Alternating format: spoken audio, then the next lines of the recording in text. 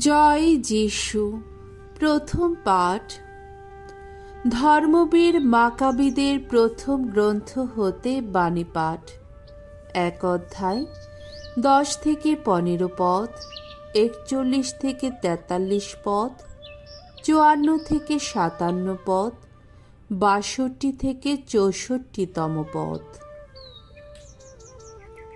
সিরিয়ার রাজা আন্থিওক্সের আদেশে ইহুদি ধর্ম ধ্বংস করার প্রচেষ্টা।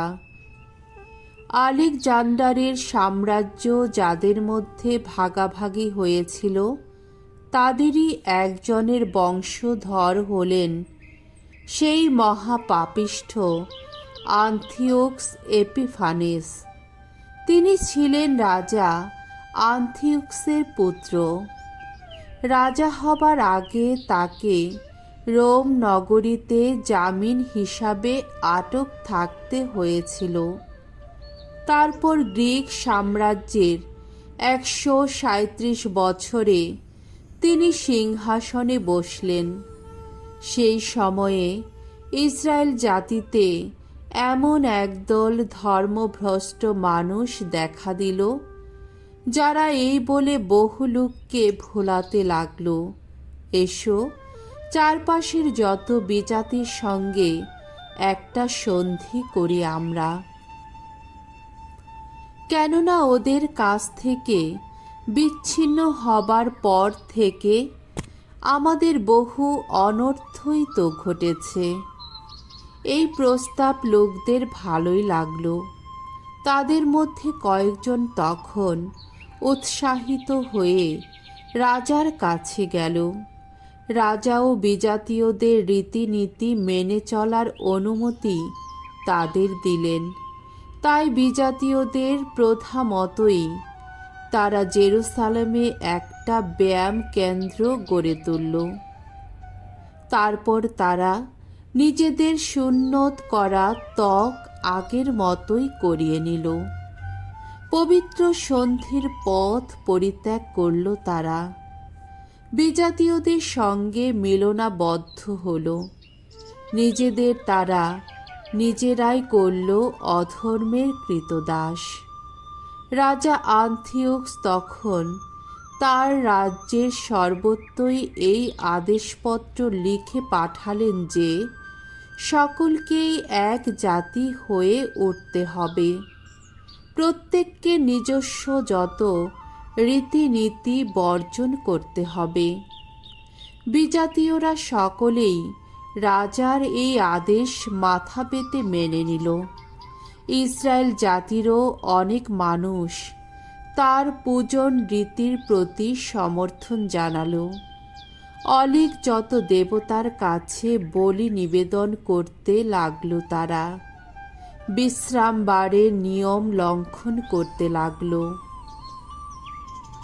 145 সালের কিসলেভ মাসের 15 তারিখে মন্দিরের আহুতি বেদির ওপর সেই সর্বনাশা জঘন্য বস্তুটা গড়ে তোলা হলো এবং জেরুসালেমের চারদিকে জুদেয়ার নগরে নগরে মূর্তি পূজার বেদিও গড়ে তোলা হলো।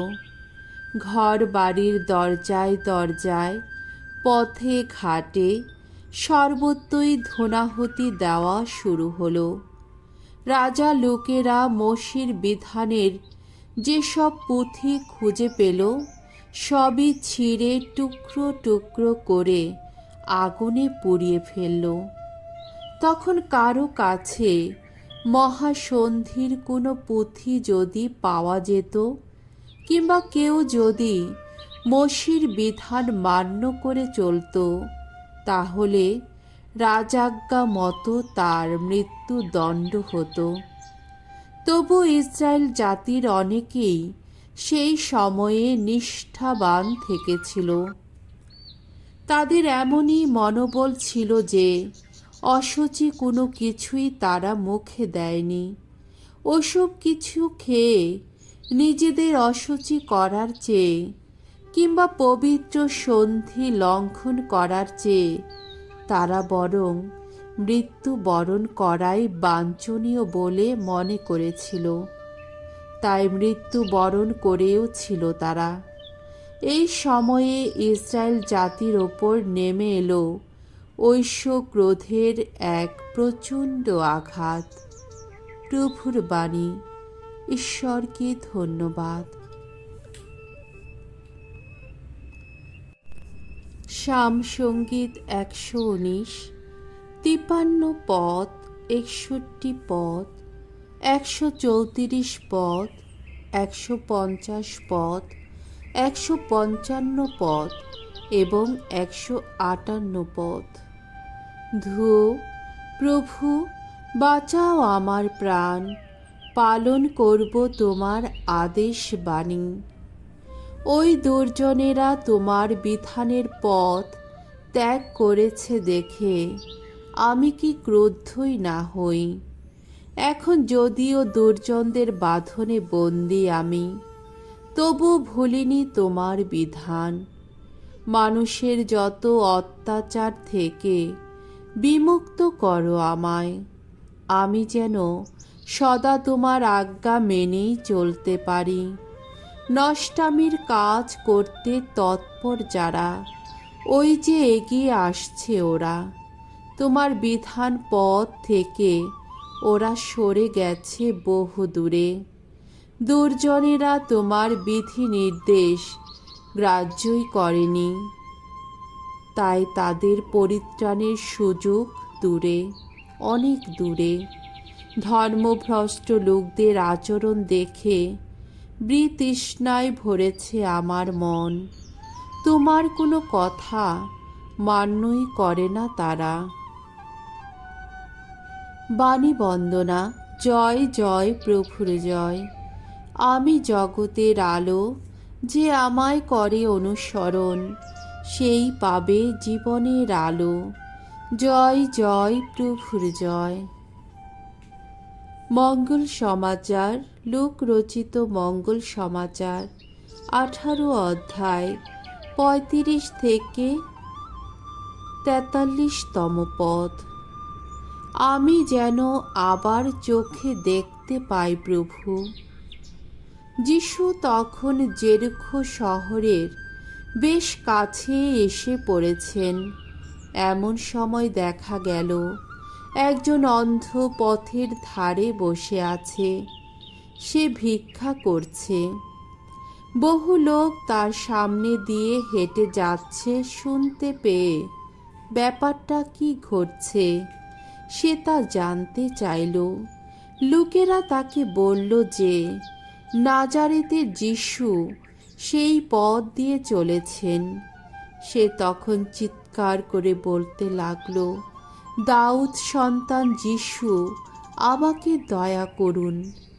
যারা আগে আগে চলছিল তারা তাকে ধমক দিয়ে চুপ করতে বলল, কিন্তু সে তখন আরও অনেক বেশি জোরে চিৎকার করতে লাগলো, দাউদ সন্তান, আমাকে দয়া করুন। তখন যিশু সেখানে দাঁড়িয়ে পড়লেন আর অন্ধ লোকটিকে তার কাছে নিয়ে আসতে বললেন। সে কাছে এলে তিনি তাকে জিজ্ঞেস করলেন, কি চাও তুমি? বলো, তোমার জন্যে আমি কি করতে পারি? অন্ধ লোকটি উত্তর দিল, আমি যেন আবার চোখে দেখতে পাই প্রভু। তখন যিশু তাকে বললেন, বেশ, তুমি আবার চোখে দেখতেই পাও, তোমার বিশ্বাসই তোমাকে সারিয়ে তুলল। সঙ্গে সঙ্গে সে আবার চোখে দেখতে পেল। ঈশ্বরের বন্দনা করতে করতে সে তখন যিশুর পিছনে পিছনে চলতে লাগল। তাই দেখে সেখানে সকলেই ঈশ্বরকে স্তুতি জানাতে লাগল। প্রভুর মঙ্গলময় বাণী। খ্রিস্ট প্রভু তোমার প্রশংসা হোক।